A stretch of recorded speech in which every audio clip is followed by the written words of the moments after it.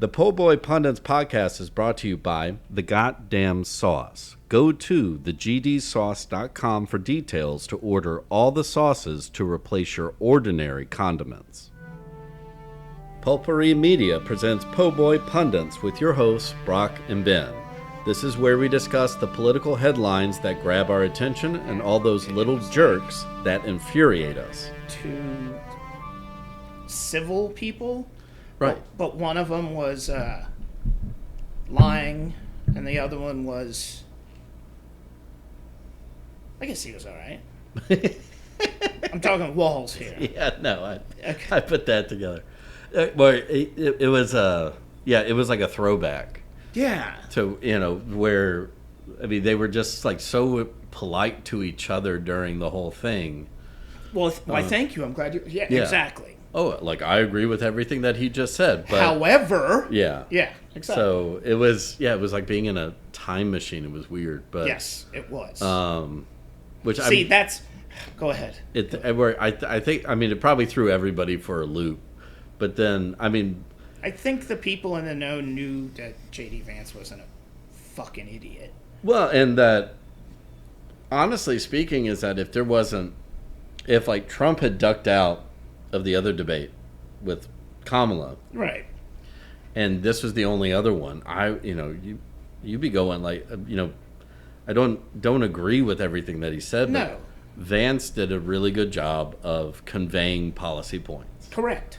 And at least driving the message home, lies and all, but lies and all, and without like specifics. But you're not going to get into a specific policy fucking conversation when you got 2 minutes. Yeah.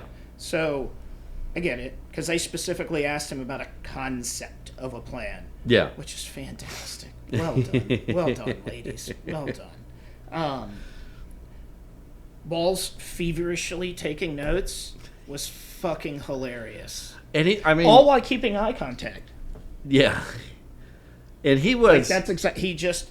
There were so many times where I thought it was like, oh no, like he's about to slip up, but then he recovered like really quickly. Right. Which I get, like, because clearly you could see he was thinking on his feet during the whole thing. So... Right. Did they didn't get was it just like the presidential? Like they didn't know the questions? Yeah, I mean, but they don't, again, they don't know the specific questions, but they know. They're going to ask the same 6 questions. I should know that. Right. And which I think Walz handled himself fine. He did. In my opinion, though, I mean, coming out of it, I don't think there was a clear winner. Nope. I was really surprised with Vance. Like I said, I thought he did. I mean, if I'm being as middle of the road I can be, I thought he did a good job. So do I.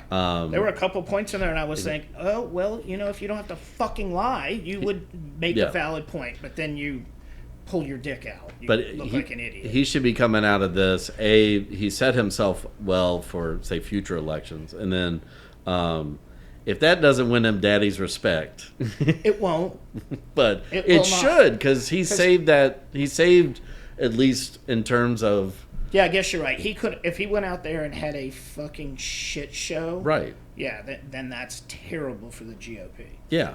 But I think... he was respectable. Yeah. Like, if you didn't know any better... other than the lies, like, he should be there. Yeah.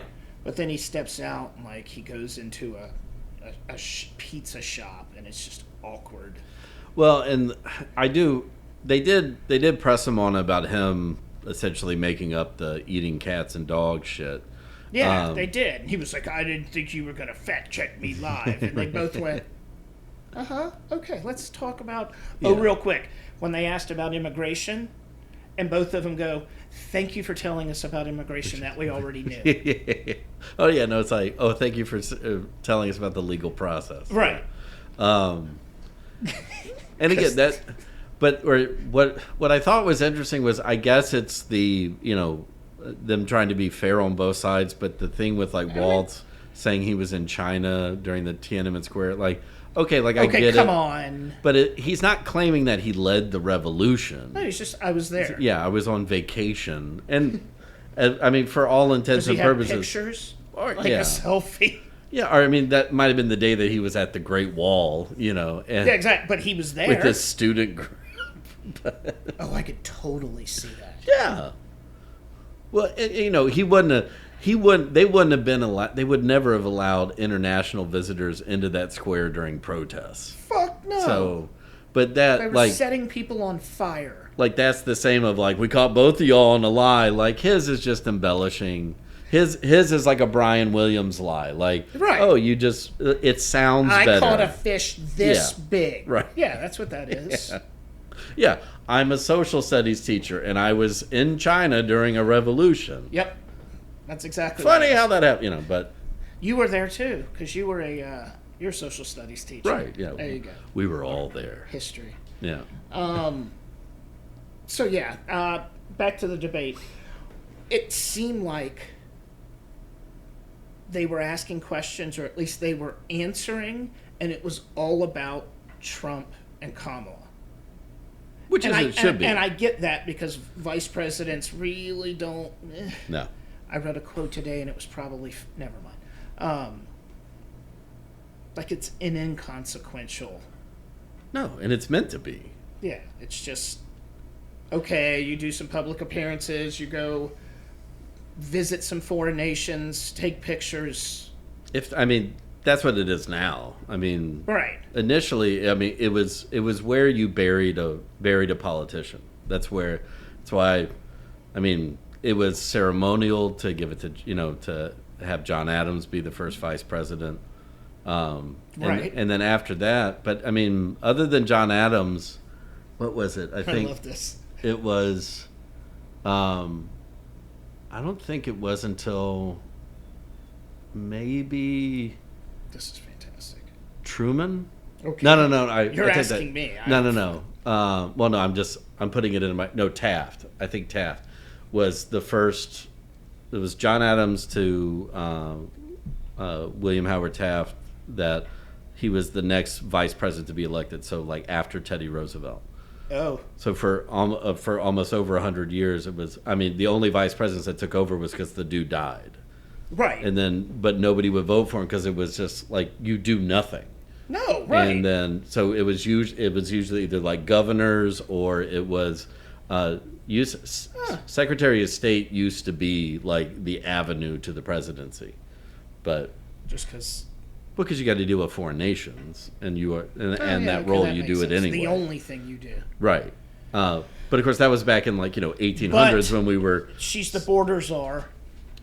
Well, according to Trump and J.D. Vance, Joe Biden's been doing nothing for 4 years. No, Kamala Harris has been doing everything. Yeah, right. That's what I'm saying. Yeah, she's been crafting legislation and getting it passed. Correct. In the House and the Senate. Right. She's been working with both the head of the House and the Senate in chambers and the minority Even leader. though she has no authority whatsoever Correct. She to can't do that. I could go in there and do the same thing. Legitimately. That would be the equivalent, yeah. Right. Fuck, why can't I be vice president? It's true, yeah, like lieutenant governors have more responsibilities than the vice president like does. the Nazi in North Carolina. Fuck that guy. Or like our longtime boy Billy Nunzinger. How did he stick around for so long? Because he only runs for lieutenant governor. He gets it. He's like, don't go big. Don't go for the governor. Like I could stay here, right, and be comfortable. Yeah. And just be. And I control elections. Oh right, yeah. Yeah. In the state. Correct. Yeah. Oh, I want that job too. Exactly. That's a great job. But anyway, back to the point is, right. And yeah, they attack that she's been in charge the past 4 years. Correct. And in reality, even Obama gave Biden a lot of leeway, right. But even then, the vice president serves the president, right. Serves at the pleasure of the president. So if the president doesn't want, that sounds gross. It does. Yeah, when you're talking about Biden and Kamala, but it just means like if the president doesn't want to deal with them, they don't have to deal with them, and then they just call them in whenever. But they're at the beck and call of the president.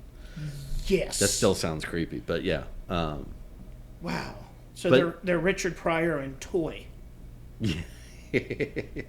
Yes, without actually buying a human being. Right. No, clearly. They were elected. They weren't bought. Although nowadays you could say that they are bought. Yeah. I mean, J.D. Vance definitely was. Yeah. Correct. But it's like which is funny is that if Trump's using that logic with Biden and Kamala, like, well, then why not use that with your first term and go, it wasn't me, it was Mike Pence. Mike Pence was in charge of that. Right. Or why are you even here, J.D. Vance? Because, shouldn't you be out running the government when you win? Or, in this case would be J.D. Vance apparently is in control of the entire Trump campaign. That's right? That's what I'm saying. Yeah. And, if Trump won, then he would be the president. Correct. According to their current logic, yes. Right. Yeah. So. But then when called out on that bullshit. Well, I think you did raise, and it. I know. No, fucking it's fine. It gnats just are came back. right at me, Yeah. and it was my, But is that more so than in any other circumstance I've seen is that I did come away with I felt more sorry for J.D. Vance, and that you kind of go you do have some political skill. Yes. And you're having to grovel and go back on all these things that he hasn't had but he's a senator. Yeah. Yeah, that's what I'm saying. Okay, he's got experience. He knows what he's doing. When he kind of made his name of being not a good old boy. Trump smoker pole. Right. And then now he's got to do that. I love how they're projecting that quote on the Trump Tower in New York. Whoever's doing that, well done. I wish you had a GoFundMe. I'd send you $5. So what's the Project 2025 headquarters? Yeah. That's one of the But it was interesting, and I'll give it to Margaret Brennan and why do I blank on the? I don't know. Nora O'Donnell. I thought they did a good job. They did. I didn't I love realize the fact that they smiled like they were almost laughing. Yeah. When they were like, okay, okay. I didn't realize Margaret Brennan. I mean, I've seen it a couple of times on Face the Nation, but never. Is that what does she do? Yeah, she does the CBS Sunday morning news show. Okay. Face the Nation. Yeah, I'm not. Really. And but I watched. Okay. I usually watch where it used to be. They'd have that on for 30 minutes because for some reason they run it an hour and a half long. So they'd have it on 30. So they'd run it for 30 minutes, and then Meet the Press would come on, and then I'd watch that. So I get angry at Chuck Todd. Yeah, that's why I can't listen to those guys. Yeah. I can listen to a 5-minute clip. Correct. Yeah. But I can't But I've been slacking on the Sunday shows. But anyway, I mean, sometimes she gets a little sassy, but it's usually with a Democrat. So I always she was fine. Both, like I say, both of them. They didn't go back and forth. It was okay, Senator, time for the next question. But she totally did Senator, that. time for the next question. Yeah, like sarcastic mom, right. We're going to move on. We're moving on. Thank you for explaining the legal process. Right, but thank you. Without saying but, we're going to move on. Yeah. We're not going. I think at one point one of them said we're not going to get through this. Right, if we keep talking. Yeah. Yeah. And yeah. Man, if they had one with Trump and they had done that to Trump, he would have lost his shit. Yeah, I love it when you could tell when they cut the mics off. Yeah. Which again, and it's still super. Right. And there was nobody in the studio, right? It was a closed set. I think there was press there, but other just than in the room. Yeah. Well, I mean that's. Yeah, but there was no crowd. Yeah. So it was just like the Trump debate. Yeah. Huh. So yeah, I do feel bad for J.D. Vance.